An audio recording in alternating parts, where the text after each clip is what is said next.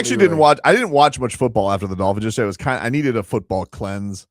It was actually funny as I took my kids out afterwards, and we listened to. Oh my goodness! You said I'm like, he's got 3 of them in the car, dude. It was so funny because were you like fist pumping? That's my kid. It was hilarious, dude. My kids were especially my daughter. The big sister. She starts the lead, and then she's got her little brother as Pied Piper afterwards. She's like, you didn't say anything beforehand. Didn't say a thing. We were just listening to the post game on the way. I had it on the radio, and they were playing Mike McDaniel.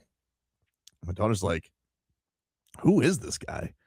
And he's just up there, he's got no answers. And she goes, this guy's like the stutter master. I said, that's the Dolphins coach. And she's like, no wonder they suck. I was like, wow. I was like, and she goes, point for and then he keeps going, and he's just going, she's like, little bro's a rambling man. And I was like, I'm like, oh my God, she's like killing this guy. And then, but I think she could start to see that I was liking it.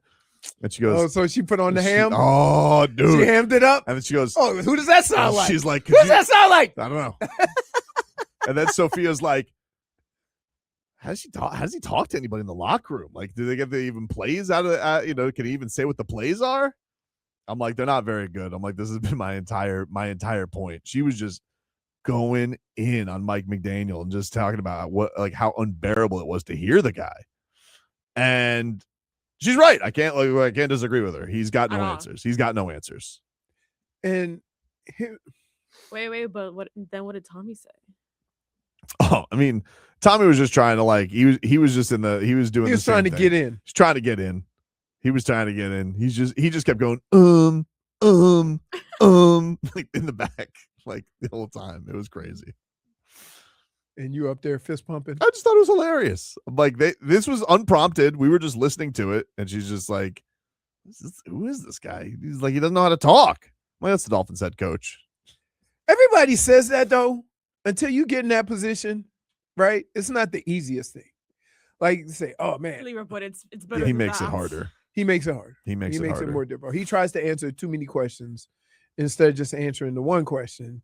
Then we get sidetracked to where he doesn't even answer the original question. Yep. That's how it goes. And saying that's a good question doesn't help. What? This was him yesterday on how they stink in the third quarter. Well, I think I could go through all the things that we've tried to do and they've been unsuccessul because it's not like it hasn't been on our radar. This has been something that and collectively those 27 points are probably all in games where the after halftime momentum is in our favor. It's not good enough. You have to be able to come out from halftime and adjust, and we aren't executing that at all. So back to the drawing board, and all things are on the table for that, because it's I knew it was a ratio like that, which bottom line is not gonna you're not going to win more football games than you lose doing things like that, or playing the type of brand that we expect for ourselves. So not good enough. So I'm sorry, what was that? Shut up. So here's the deal. It's one thing to say you're making adjustments or halftime adjustments or whatever. I'm not privy to what plays are called. All I can do is look on the field and see what they are doing and come to my conclusion without knowing what's being called. And there are certain plays that they run that are staples of their offense. And soon as a team or a defense starts stopping those plays, they don't have any counters off of that play that gives the appearance they run the same play, but run a different play. That's what I mean about adjustments. You always, good offensive coaches always stay one step ahead of the defense. And that soon as you pick up what we did, we're on to the next thing. Mm-hmm. But for some reason, with this team, all year, since Mike has been here, the defense catches up before you even attempt to do something different. But by then it's too late because now you can't do the thing that they're defending. And if that's the basis point, then once you start having success doing that, that's when you have the defense up against them. Then you can start doing nuances from that and always go back to the one thing that worked well instead of waiting for them to catch up and not being able to ever go back. And they've done this and they've done this game after game after game. So, like, I'm no offensive guru, but I can look on the field and tell you, and we've watched games and I say, here's what I would do right now. Here's the adjustment I would make right now before they get caught up. So you stay one step ahead. That's what good offensive coaches do. So I give you a perfect example with the Canes. Mm-hmm. They run that guy around the back a bunch of times. They fake the counter. Look how genius this is. They fake the counter. Everybody knows linebackers follow the guards, right? They pull the guards to the left of to the other side, and then ran the ball back out the right with a sweep with one of your fastest guys on the field. That's it. And it all starts with your guy that ran for 170 yards that's running the counter with those two pulling guards. So guess where everybody's going? Everybody's going to follow those guards. Everybody's going to follow that running back. And now you run a reverse at the right time to where there's nobody over there. But do you think it's like this has obviously been a problem all year? Like, Yes! Do you think he's capable of doing it? Because like the idea like maybe his stuff is just so complex or so in the weeds that like he needs the week to prepare for it. They look good usually coming out of the gate, and then they don't have nothing once that juice is run out. They just don't feel like they don't feel like they have anything else to go to. But you always have something else to go to. Well, then he's like it's not a new set of plays. Yeah, well then right? It's like, you know what? I can line my guys up in the same spot. And here's the thing about defenses. You have certain DBs that read line where the wide receivers line up. Because depending on where you line up on a football field determines what route you can run. And so these defenders, these, top-notch defenders, look at where you line up on the field, go through their Rolodex, eliminate half of the plays because you're not going to run routes. We've watched film. You're not going to run this route, this route, and this route from this position. Right. Okay. Now you line up in three wides to the left. This is where they normally run that little bubble screen. So we're going to kind of creep up a little bit. Now, you can line up the same way and run a pass play off of that and fake the quick pass. You're going to have half of the defense coming forward. They only need one step the wrong direction. You're done. That's what happened. That's what happened with the running back. Was it Chase Brown? Right. Oh my God, I felt bad for Jordan Brooks yesterday. But that's my point. They ran an adjustment. Defenses are very good at reading certain things. Oh, this is what they're in. This is what they run. I did my preparation. I'm on it. And then if you run just the slightest little nuance of that and have that defender stepping in the wrong direction, it's over. But there's also an element too where I feel like he does things like even goes away with what's working too. Like almost like he gives the defense too much credit. Like I'm a firm believer that if it's working, keep doing it or keep lining up that way until they stop it, and you have to go to something different. Let me ask you a question. Why does Darren Waller always have great first halves and then he's just forgotten about? Because he doesn't stop being 6'7". Right. And I'm sitting here confused because like obviously the Dolphins go and do things like they can't take away Jamar Chase. You want to know why? He's a monster. He's going to go moss people. Gotcha. So like why all of a sudden does it become the Dulcich second half? This has happened like 4 games this year where Darren Waller is like, is it because he can only be prepared for the plays during the week and then they just forget about him? Like, I don't understand. Because here was one play. Throw it to him. I'm taller than you. Whee! Took it away. So why does it get? I don't think he said we. He did. I think he did. If you mic'd him up, I think Darren Waller went, wee, took it off his head like a little dwarf. Right. He's like, wee, took it off his head. And so I'm wondering, like, how come you stop doing that? Why go away from that? He doesn't stop being tall. My other thing is that there's a fine line in some of the things that we're talking about. Like, they can rotate coverages and defend him, right? Or the coach make the assumption that they are and change up before they've ever stopped it. Yeah. And I think sometimes That's what I think is happening. Sometimes what happens with Mike McDaniel is there's things that are working that he says, oh, they're probably going to be onto it, so I'm going to do something else, without really fully understanding that. So your adjustment could be lining up like you're going to do the same thing, have them think you're going to do the same thing, and then have a twist on it to where now you have the thing about defense. All you want, one step in the wrong direction. If that secondary or that linebacker or that safety take one step in the wrong direction with the speed you have on offense, you can get a lead. I think a lot of the stuff he does is like overthinking sometimes. Right, Because exactly. I just think that you could just tell based on the man that he's an overthinker. Right. Like the idea, like putting the weasel on the active Right. roster. It's like, that's a nice thing to do. That sounds great. Overthinking the room. Yeah, that's a nice thing. Oh, well, Quinn's got a rapport with him. Nah, you know what? If you're the starting quarterback, time to get rapport with the good guys.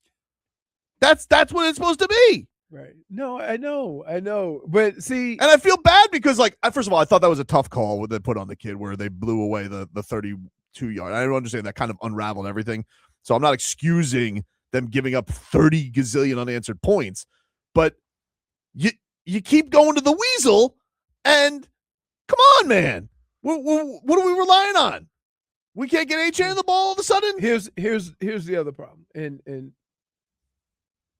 that I don't know if part of that is you figure, oh, he's had a couple of big catches, they're probably going to take him out, or they just locked him up. So I know that a lot of defense, and this is why you got to have kind of nuance to your offense. They'll probably say, you know what? We're going to roll the coverage to this guy. We're going to do this with the tight end. We're going to take him out because he's killing us, right? What's your next option? What is your next adjustment? It could be same plays. It could be something along the lines of, let's just swap two guys, right? So it screws up their defense, because sometimes you'll swap guys and put guys in different positions, and the defense will be confused that, hey, he's normally over here. Do we double him? And now you've just singled him up with somebody else. But I think this team has come off of, especially offensively, they've gone away from things that have worked for all the wrong reasons, not because you're outsmarting them. Right? What makes an offensive guy is the nuance to the basic things, not the fact that you can be ahead of the game and change the whole offense. And I think sometimes Mike changes so many things and gets away from what was working and having that nuance and that adjustment come off of the appearance that we're going to keep doing the same things. And that's what keeps you one step ahead of them.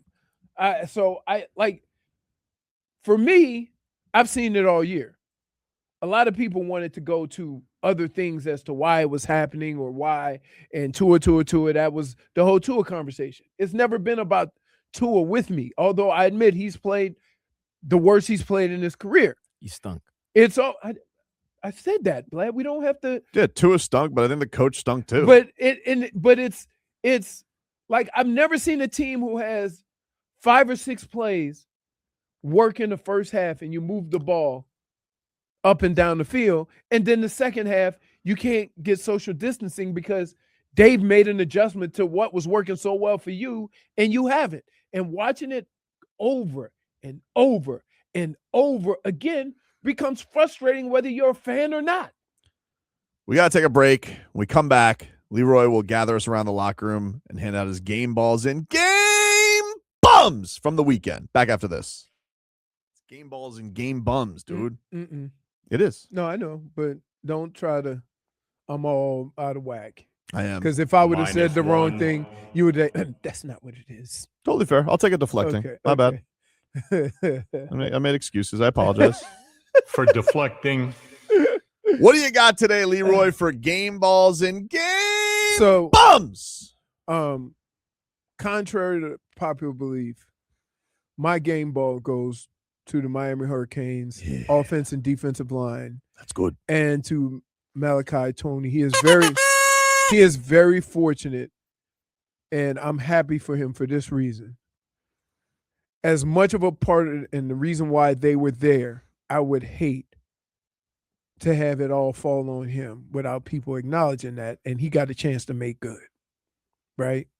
And you don't always get that chance in the same game. That was so goosey. So I was really happy for him just to get that opportunity. But when you talk about football and the way football can travel anywhere, the game that the Hurricanes played, offensive line, defensive line, and running the football, you can play that style of game against anyone, anywhere.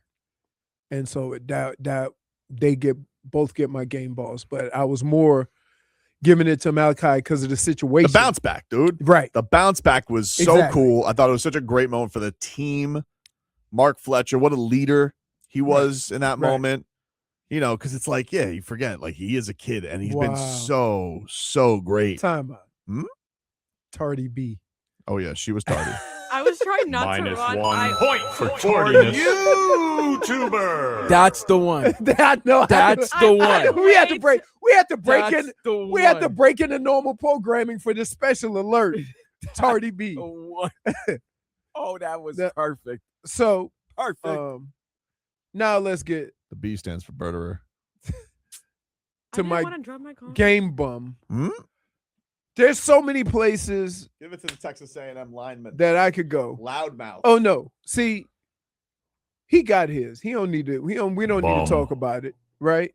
He had to Bum. deal with him. I'm gonna say like the Miami Dolphins. And here's why. You can't play a game and play a season and come up with all the reasons why you're in this situation. And it just keeps changing all the time. First it was this. First, then it was, Tua. Then it was, the same things keep happening. Like, regardless who your quarterback is, who your running back is, who your wide receivers are. I have been a big Mike McDaniel fan. I've been patient. I don't know why. Because, I've been there.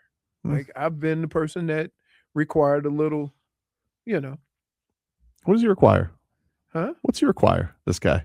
I don't know. Come out here. I don't know, but it takes me a long time to get to this point.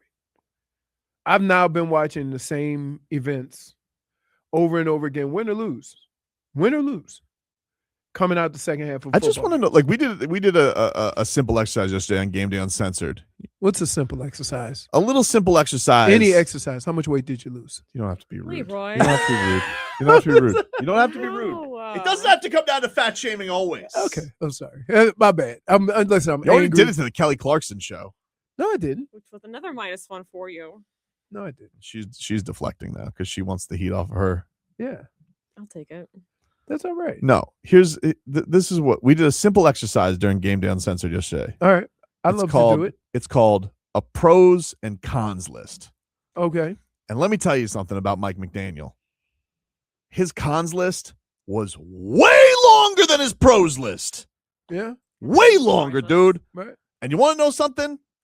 I think it's ridiculous that this guy has been getting to skate this entire season. I'm listening yesterday. Well, because everybody blamed Tua. Is he a con artist? He might be. No, he Yeah. might be, Vlad. But I'm telling you yesterday, I'm seeing all these reports come out there. Oh, Stephen Ross loves Mike McDaniel. Oh, Stephen Ross thinks highly of Mike McDaniel. Now, I don't know if this stuff is true. I don't know if this is Mike McDaniel's camp manipulating. But I'm going to tell you something right now. Mr. Ross, sitting in that booth there, with your Candy Crush that you're playing on your phone. Somebody get that guy some better glasses, by the way. That phone was so close to his face. I don't let my kid sit that close to a screen. Garfinkel, you care about him? What about his eyesight? Anyway, it is not the responsible thing to do as an owner and as a leader of an organization if he has decided that Mike McDaniel is going to stay around. Do not announce it after a 45 to. Don't announce it. Don't even feel it. Don't think it. You let the season play out, and then you let this guy face the music for however disappointing the season ends up being, which is really disappointing. And then, instead of what you did last year, which was put a statement out right after the season ended, because for whatever reason, these guys couldn't handle 48 hours of questioning at an end-of-year press conference, then you determine whether or not he should keep his job, which I do not think he should. But at least let the whole year play out. Don't get hocus pocused by some bogus win streak. Let the year play out and then make a decision like a grown-up, which, by the way, Mr. Ross, you haven't been, because every single time you get the goosies for useless games. You did this with Joe Philbin. You gave him an extension out of nowhere for no reason. No one was going to ask for him. I mean, like, was he feeling the pressure? No. And he just was like, we beat the Vikings this week. Give him an extension. Why? Stop doing that. Let the year play out, then make an evaluation. And let me tell you something. Don't let your top reason be like, well, I don't know if we can get anybody better. Who was this guy? He was just one guy who had a quirky Zoom meme who got one interview, you guys. That can't be a reason. You need to know whether the guy's good enough. And let me tell you something. There's a lot of reasons he's not good enough. Because you made a list. A pros and cons list. I can't wait to hear this list. Wait. Well, I don't have it with me anymore. Oh. But I can remember some of them. Okay. You want the pros or the cons? Both. Next hour. Ridiculous. And I I'm mean, sitting you- here. You hijacked my segment. I'm sorry. But like it's just enough of him already. Oh, I'm so sorry that It's this not- guy. You did hand out your game ball and game bum though. You did. Yeah, but I was given reasons, and then you just hijacked it. Stick them up. We'll take a break. Oh, now we're taking a break. We gotta take a break. It's gotta stay on clock. Oh, fine. For Leroy. Hey, somebody call the police. I mean, like, what happened? I've been hijacked. You've been Mike McDaniel. I've been pros and cons. That's the name of the hour. Take a break.